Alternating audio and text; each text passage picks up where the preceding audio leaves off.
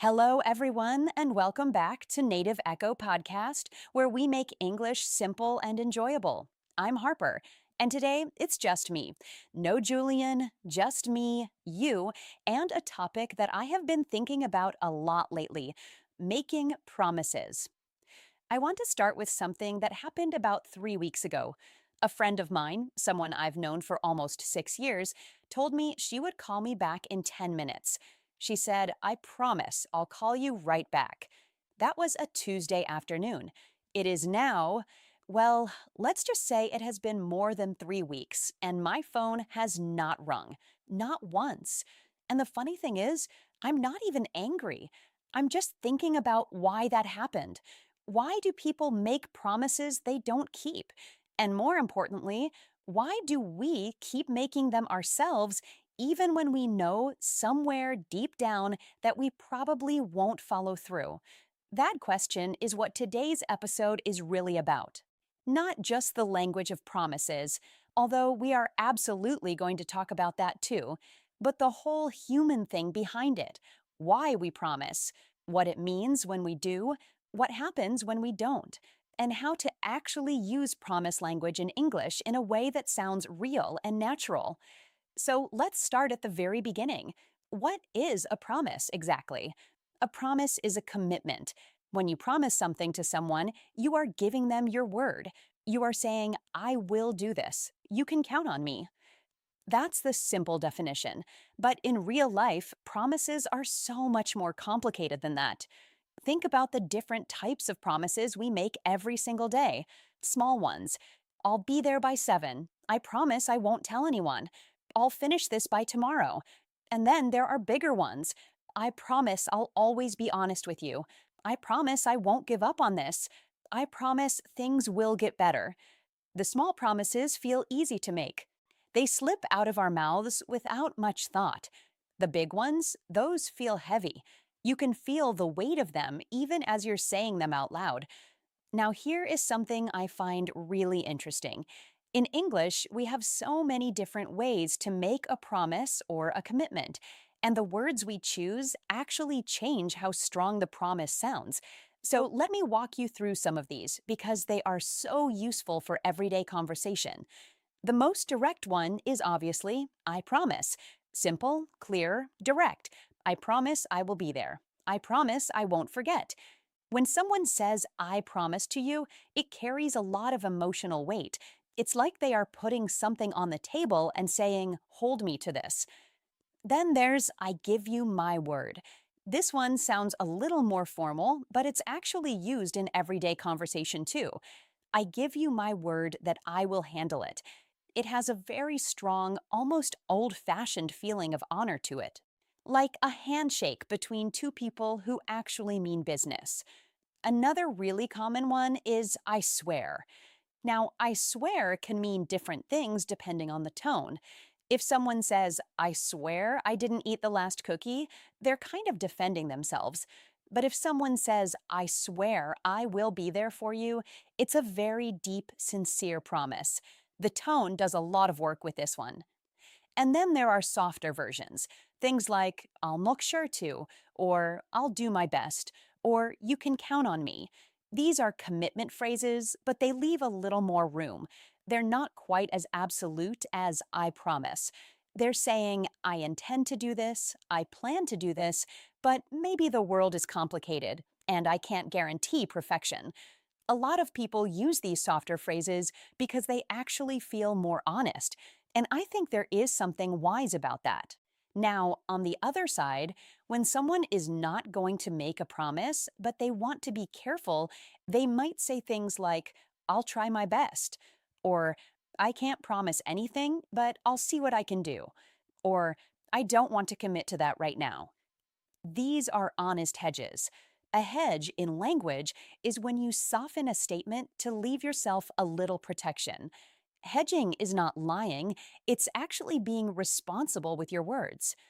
Okay, so now I want to go back to that friend who never called me back, because I've been thinking about her a lot, and I don't think she was being cruel or careless. I think what happened is something that happens to most of us. She said the words without really stopping to think about whether she had the time or the energy to follow through. The promise came out automatically. It was almost a reflex. And I think this happens so often. We say, I promise, almost the way we say, see you later or have a good day. It's become a kind of social phrase, a way of ending a conversation or making someone feel better in the moment. But here's the problem: the person on the other side of that promise, they might actually be holding on to it. They might really be waiting for that phone call.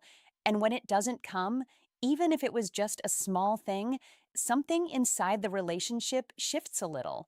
It gets quieter, a tiny bit less trusting. I want to share something about myself here because I think honesty is the whole point of today's episode. I used to overpromise all the time, and I don't mean I was lying. I genuinely meant every promise when I made it. But I had this habit of promising things without checking in with myself first, without asking, do I actually have the capacity to do this? Do I have the time? Do I have the energy? Do I have the skills? There was a period in my life where I promised to help three different people with three different projects all in the same week. And I did it because I wanted to be helpful. I wanted to be the kind of person who shows up for people. But by the end of that week, I had barely slept, I had done rushed and half finished work for all three of them, and I felt awful. Not because I was a bad person, but because I had been dishonest without realizing it.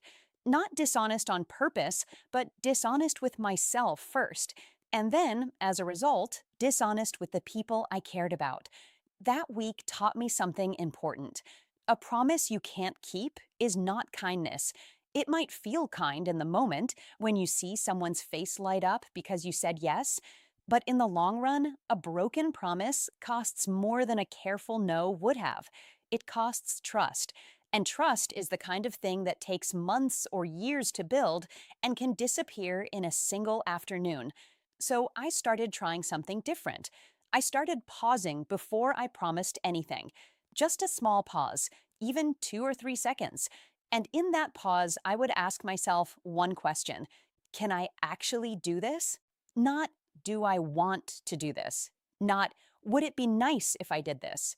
But can I actually, realistically, in my real life, with my real schedule and my real energy, actually do this?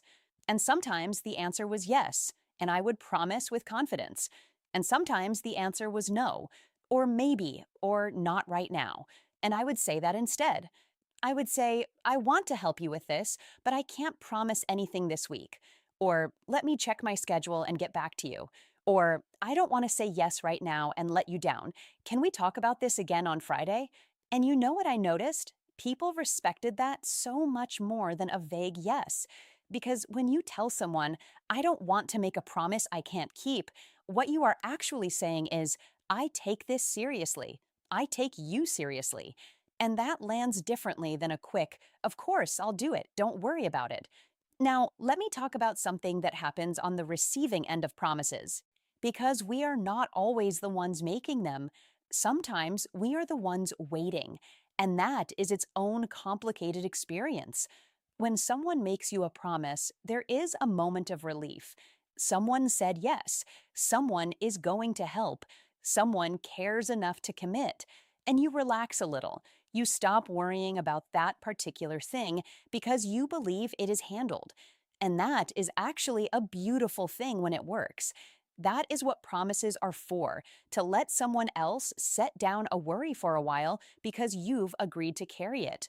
But when the promise doesn't come through, the landing is hard.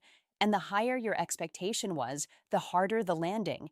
I've been there. I think most people have. You planned something around a promise. You made decisions based on it. You told other people about it. And then it falls through. And you have to go back and undo everything and explain to other people that it isn't happening after all. And somewhere underneath the practical inconvenience, there is a little quiet hurt, a small voice that says, they said they would, they didn't. And here is where I want to be fair, because sometimes promises break for reasons that have nothing to do with care or respect. Life is genuinely unpredictable. Someone gets sick, An emergency comes up. Plans fall apart in ways nobody could have controlled. And in those cases, a broken promise doesn't mean a broken person. It just means life happened. The difference for me is in how the person handles it afterwards. Do they reach out and explain? Do they apologize without making excuses? Do they try to find another way to follow through? Or do they go quiet, hoping you'll forget? That response, more than the broken promise itself, tells you a lot about someone. And actually, apologizing for a broken promise is its own language moment. So let me give you some phrases for that too, because you will need these at some point. Everyone does. If you need to tell someone you couldn't keep a promise, you might say, "I'm really sorry. I wasn't able to do what I said I would." Or, "I know I promised and I let you down. I'm sorry." Or, "I didn't follow through and I want to be honest about that." These are clean, direct apologies. No extra drama, no long explanation designed to make the other person feel bad for you. Just an honest acknowledgement that you said something and you couldn't deliver it. And if you want to make a new commitment after breaking one, you might say, "I know actions matter more than words right now, but I want to try again." Or, "I don't expect you to just take my word for it, but I'm going to show you." These phrases understand something important, that after a broken promise, another promise alone isn't enough. What rebuilds trust is follow through, consistency, showing up again and again until the person can breathe normally around you again. Let me also talk about one more type of promise that I think doesn't get enough attention: the promises we make to ourselves. Because I think these might be the ones we break most often, and strangely, the ones we feel least guilty about. "I'll start eating better on Monday." "I promise myself I'll finish that project this weekend." "I'm going to start exercising. I really mean it this time." Does any of that sound familiar? These self promises are everywhere, and there's often a kind of gentle humor about them. Monday will come and go, and the diet will start the following Monday instead. And we laugh about it. We roll our eyes at ourselves. We say, "There I go again." But here is what I've come to believe about self promises. When you break a promise to yourself over and over, something quiet happens inside you. You start to become a person who doesn't trust their own word. And that is actually a pretty uncomfortable place to live. Because if you don't believe yourself when you say, "I'll do this," why would anyone else believe you either? I'm not saying this to be harsh. I'm saying it because I went through a period where I made and broke so many promises to myself that I stopped making them at all. I got cynical about my own intentions, and that was lonely in a way that was hard to explain. It felt like I was cheating at a game that only I was playing. What helped me was starting very small. Instead of, "I promise I'll exercise every day this week," I would say, "I commit to going for a 10-minute walk tomorrow morning. Just tomorrow. Just 10 minutes." Something so small I almost couldn't fail. And when I did it, there was this tiny feeling of, "Oh, I said I would. I did." And over time, with enough tiny wins, I started trusting myself again. Not completely, not perfectly, but enough to try a slightly bigger commitment next time. So that's the practice I want to leave you with today. Before you make your next promise to someone else or to yourself, take that small pause. Ask yourself honestly, "Can I actually do this?" And if the answer is yes, promise with confidence. Use those strong phrases. "I give you my word. You can count on me. I will be there." Say them like you mean them, because you do. And if the answer is maybe, say maybe. If the answer is no, say no as kindly as you can. And if you do break a promise, and you will, because we all do, go back. Acknowledge it. Apologize simply and clearly. And then, if you can, try again. Not with more promises, with action. Because at the end of everything, a promise is just language. It's the doing that makes it real. Let's do a quick recap of today's key words and phrases. Promise, a commitment you make to someone. When you promise, you are giving your word. Give your word, a strong way of saying you are committing to something. I give you my word, I will be there. Follow through. To actually do what you said you would. It's not enough to promise. You have to follow through. Hedge. To soften a statement so it's less absolute. Saying I'll try is a hedge. It's honest but careful. Commitment. A strong decision to do something. Making a commitment is more than a wish, it's a decision. Let someone down. To disappoint someone who was counting on you. I didn't follow through and I let her down. And finally, count on someone. To trust and rely on someone.